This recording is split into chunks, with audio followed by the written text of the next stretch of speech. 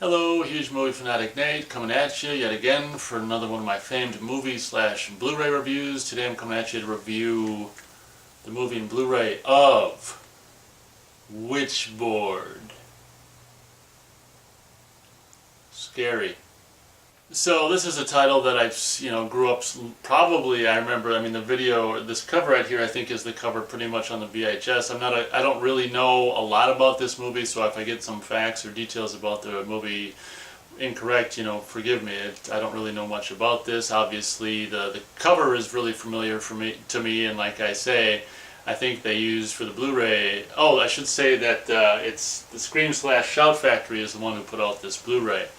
It's actually a Blu-ray / DVD combo, but I bought this Blu-ray previously viewed at Half Price Books for $10, and it only came with the Blu-ray, and I was fine with that. So I thought it was a pretty good price, and I did. Oh, it should also be noted that this was a blind buy. I think I just bought this within the last week or so, and I never saw this movie, and I'm like, you know what?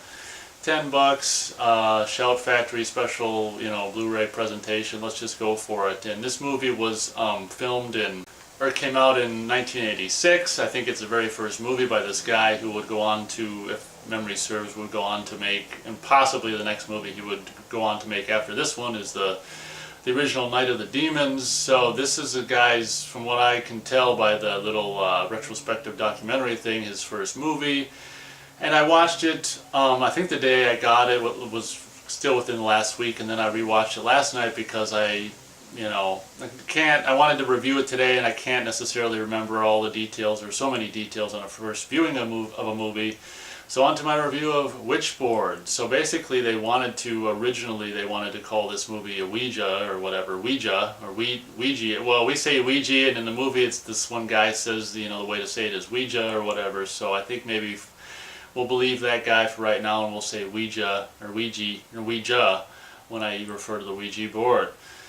But they originally wanted to call the movie that title, Ouija, the classic name for the Ouija board or whatever. And, they had like legal problems, couldn't call it that, so they called it Witchboard, which I thought was, like they thought as well. A lot of people thought as well. It's kind of a cool title for a movie. And to be honest, it's kind of cool to actually do a movie about a Ouija board. I guess I'm saying Ouija because I'm so used to that pronunciation. And have it, and call the movie by a different title is actually kind of cool, to be honest.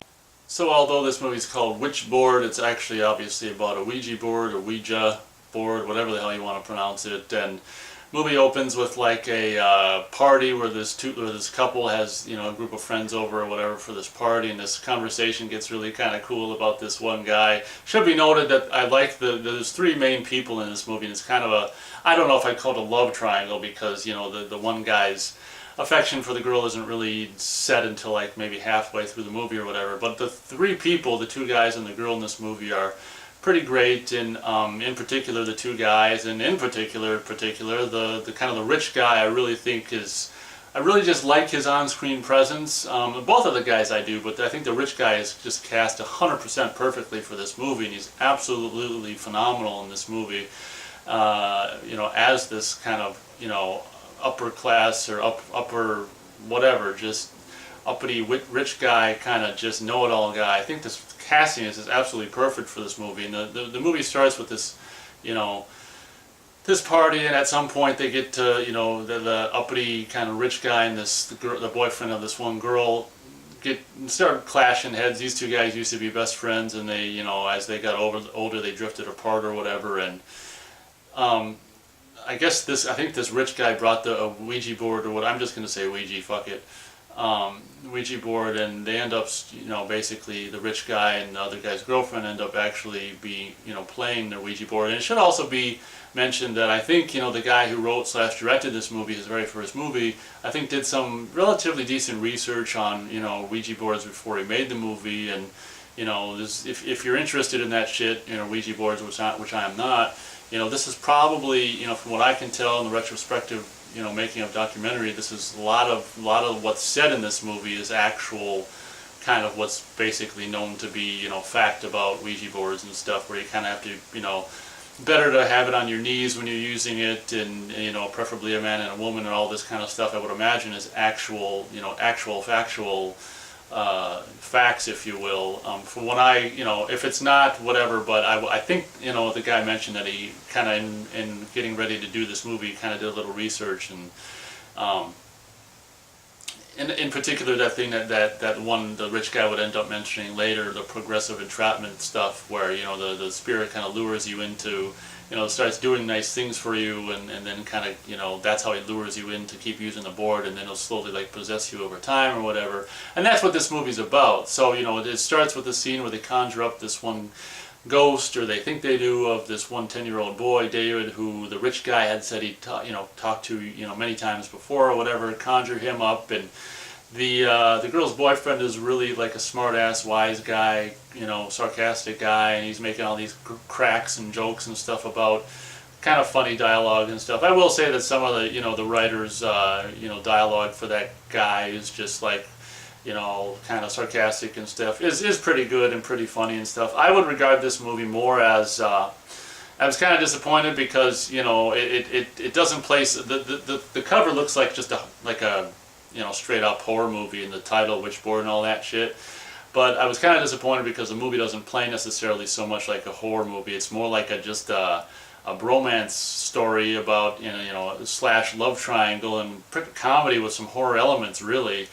Upon viewing it, a second time, I was very much aware of the fact of the director's kind of not seeming to be incredibly interested in the horror aspects of his horror movie, if you will. And it was, not to say that the movie was bad, but I feel like maybe it was incorrectly marketed or something like that. I don't know exactly. I would call this movie more of a, maybe a mystery thriller or something than a horror movie. Of course, maybe that's what they do call it. But what I'm trying to say is, when I look at the cover, and every time I looked at the cover back in the 80s and 90s and stuff in the video stores, it's got a hatchet on the thing, and blood, and this creepy looking guy, and this picture of this girl just being whatever. It just looks like a straight up horror movie to me. So that's one of the things that, if you're pondering watching this movie, or if you haven't seen it yourself and were thinking about it or whatever, just be cautious that it's, I think it's only got like 3 kills. It's not heavy on the body count, if that's the kind of thing you like. And, not to sound like a sicko or, sick bastard or anything, but that's generally the kind of thing I tend to like about horror movies, is just, kind of just, grab the popcorn and the pop and flip in a movie and just watch people be dispatched, if you will. And I don't know, that maybe that says something bad about me, but I mean, it's all fakery, it's not real. It's not like Faces of Death or, something, even though people have said that those are possibly fake as well. But you know what I'm saying. I like to think I'm not a big sicko or whatever.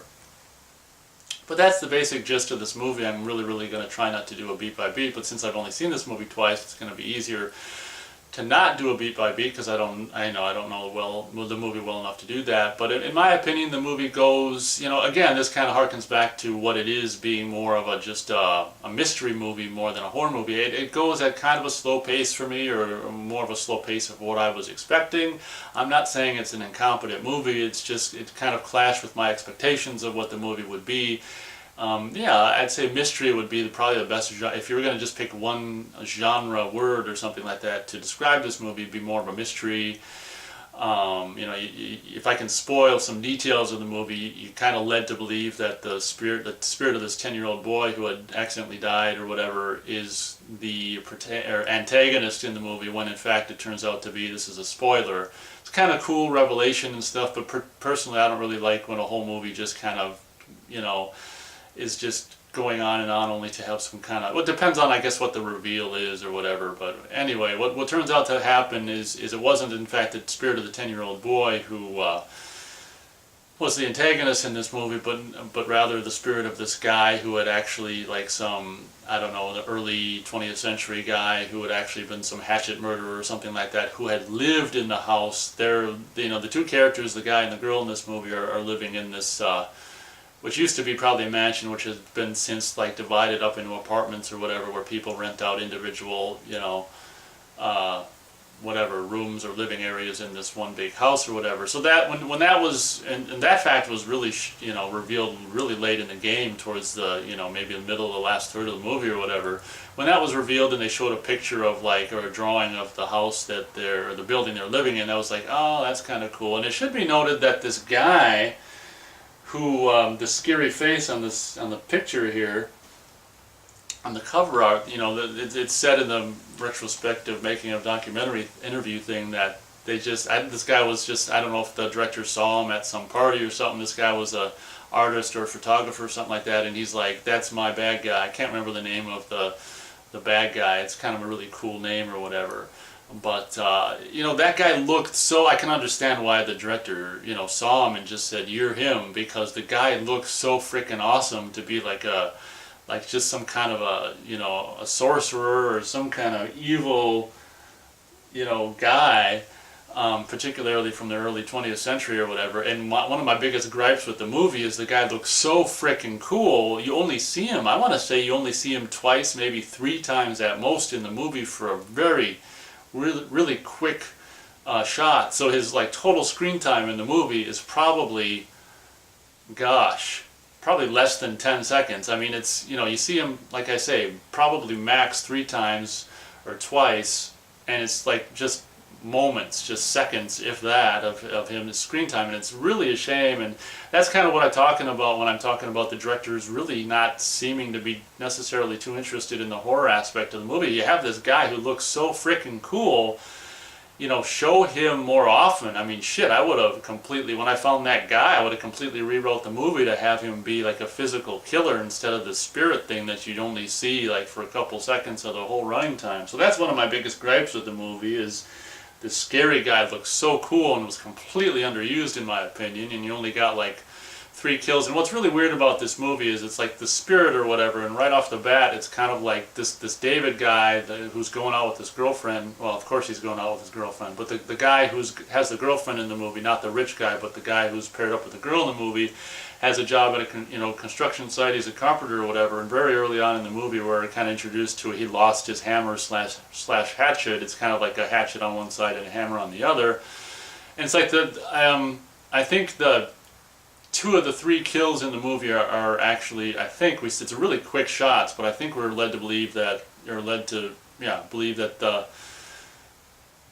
the last 2 kills in the movie or something like that are done with his hatchet, which is just kind of weird, because if it's a movie about a spirit, what's this hatchet floating from the construction site down the street to all these other kind of, spots where people are going to die and stuff, and it's just kind of I don't know, doesn't make a lot of sense. I think if you're doing a movie like this with a spirit presence or whatever, kind of like the first kill, which was really cool, and it just happened, right, and you weren't expecting it. It was really cool. It just happened where all the sheetrock fell on the guy's buddy at the construction site. That's the kind of stuff that makes more sense in killings that are going to be done in the physical world by spirits or whatever, stuff that can look like accidents. But having the other 2 kills in the movie done with a hatchet by a spirit is just kind of weird or whatever. But I guess the movie's got a kind of a cool arc with the fact that it starts with this guy who's unable to love or whatever, and at the end of the movie, has never cried ever in his life, and at the end of the movie he's cried for the death of his friend, and at the end of the movie I think he says I love you to his girlfriend and all this kind of stuff. So the director is much more, the writer slash director is much more interested in my opinion in just which is fine, but that he's got that every right to be so. More interested in, I guess, the love triangle, or maybe not a love triangle, but the bromance slash relationship with his girlfriend or whatever, than the horror aspects in this movie is, which like I say, you go ahead and make the movie you want, but in my opinion, based on the cover art, which I think appeared also on the VHS, the same cover art, it's just, in my opinion, it's just kind of misleading. It looks more like a horror movie when it's in fact really not. So that's my review of the actual movie of Witchboard, and let me think of stars real quick. Yeah, just because it's, I don't know, so misleading and whatever, and it's more like a Scooby-Doo kind of mystery movie more than a horror movie as the, cover kind of professes to be or whatever, I'm gonna only be able to go 1.5 stars out of 4 stars for Witchboard. And that's not to say that it's incompetent or anything like that. It does what it does well, and to be honest, the dialogue and the acting, from the 3 main people involved is really good for a low-budget movie or whatever, independently financed. But I give it huge. To me, it loses a lot of points just because of the kind of, I don't know, like I say, the cover kind of misled me into thinking it was something that it's not. I mean, I'll keep it. I'll probably revisit it, you know, in the future, whatever. Oh, before I end the review of the movie, one of the things that was kind of annoying and kind of cool at the same time was this girl that showed up, you know, mid-movie or whatever, to be the medium to contact. They wanted to contact the spirit of David, I think is the 10-year-old boy spirit or whatever, and she's got this kind of cool 80s, you know, mid-80s look to her. She kind of, you know, the jokes she delivers, I don't know if she's necessarily very good at delivering the jokes or whatever, but, you know, they're kind of funny, like, oh, you know, she does this like twice or something, or 3 times, where she's like, I have a vision, you are, you know, a vision of me in your car, taking me home or whatever, and it's just, I don't know, the kind of sarcastic humor in the movie is, I don't know, kind of fun or whatever, but I'm not too sure that this girl delivered her lines with, you know, the best way they could possibly be delivered. But anyway, there's my review of the movie. Now on to my review of the Blu-ray. As always, I'll show a shot of the back just so you can see the special features and pause if you so choose. We got new audio commentary. There's 2 commentaries, or 2 audio commentaries. I didn't have time to listen to the commentaries, so, and since it's a movie that I just saw and didn't grow up with or whatever, I'm not necessarily too interested in listening to the commentaries. But you got 2 audio commentaries, which is cool, and like I said, you got new interviews. I think it's like a 43-minute or something like that retrospective documentary with interviews with everyone, or like the main 3 stars and some of the other people involved. Oh my gosh. Like the 2 guys look great, in particular the guy who played the rich guy, but oh my gosh, just like with the Blu-ray release of New Year's Evil, this girl who was in this movie, the sexy girl who apparently at the time was dating O.J. Simpson, it's just like, oh my god, like they'd be on the set and they'd get a phone call from O.J. Simpson pretending to using a different name, this is Bob or something like that. And the people would be like, oh, OJ, yeah, 1 second, I'll go grab her. It's just like, oh, when I hear details about crap like that, like this girl was dating O.J. Simpson at the time, just like, oh man, but where the hell was I going? Oh yeah, this girl, oh my gosh, in the interviews, like her interviews, you know, talk about, you know, like in the movie Escape from L.A., where you got that one scene with all the Beverly Hills, just plastic surgery, you know, and Bruce Campbell is like the plastic surgery king or whatever, and you got all these women with stretched faces and stuff. Oh my gosh, in the interview with her, you know, this girl from the movie in this interview is just like, oh my gosh, why do women do this to their faces? Meanwhile, the 2 guys that were, you know, the Miss Stars, the 2 leads in the male leads of the movie look, you know, are aging just, you know, from what I can see, just naturally or whatever. Oh my gosh, it's really a shame when you see, I mean, oh my gosh, and I guess I can just leave my point at that, you know, at that or whatever, instead of going on and on like this. But oh, you know, I keep seeing her face in my mind every time I go, oh, and it's just like, anyway. So that's that. She had some extensive work done, and I don't get why these people, you know, why women do that to themselves. I mean, she'd look a lot better if she just left her face untouched in that plastic. And what's really crazy, if I can just say one more point about her look in particular in her interviews, is just like the eyes just look like, I don't know, they look like they're just, I can't explain it. So you've got that, you know, retrospective documentary, 40 minutes or so long, and then you've got, you know, there's like a vintage making of behind the scenes video, which I want to say there's like 2 or 3 separate videos, and they're all like, maybe there's 2 of them that are 20 minutes long of, you know, VHS behind the scene footage and interviews from when they're actually making the movie, and there's some kind of extensive, I'll probably, you know what, it says much more. So as always, you know, these Scream/Shout Factory discs don't always put all the features on the back, so like I did recently with another release, I'll take a shot of the special features part on the menu and you know, the actual Blu-ray menu, and put that on the screen so you can see each individual special feature. But there's several, you know, behind the scenes or, you know, on set videos and stuff, and actually interviews on set, and, you know, behind the scenes video and stuff as well. So, and then you got a little, I think it's like 6 minutes or something like that of outtakes, which is kind of just, you know, there's some bloopers in there and stuff, and TV spots it's saying, theatrical trailers, still gallery, and much more. obviously not having seen the movie ever until, just having seen the Blu-ray release, I don't have anything to compare the image to, but the image looks fine.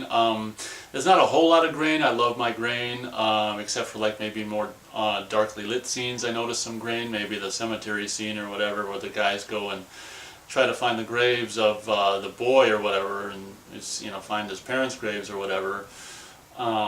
I did see some grain, but when it's daytime and stuff, there's not a lot of grain, which, so maybe you people who don't like grain would appreciate. But I can't tell if this movie was in stereo or not. The sound sounds fine. It's not 5.1 or anything like that. But what's it say in the back here?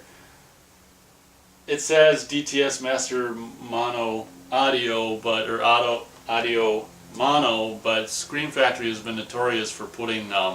I got the Funhouse Blu-ray that they put out, and it's like 5.1, an awesome 5.1 mix, and it says mono audio on the back. So you can never really tell what the hell the sound is by looking on the back. But the image looks fine. Like I say, when you have nothing to compare it to, it's kind of like, I don't know, it's hard to say or whatever. But it's nothing wrong with the image that I could see. Looked fine. Looked like a top-notch presentation of this movie. So that would be my... I guess that'll pretty much do it for my movie/Blu-ray review of Witchboard. Like I say, I kind of like the title and what they did with the W there, and the title, the way they did that looks really cool. It's one of the best things about the whole movie, to be honest. But that's my review of the movie and Blu-ray, so thank you very much for watching, and we'll catch you next time.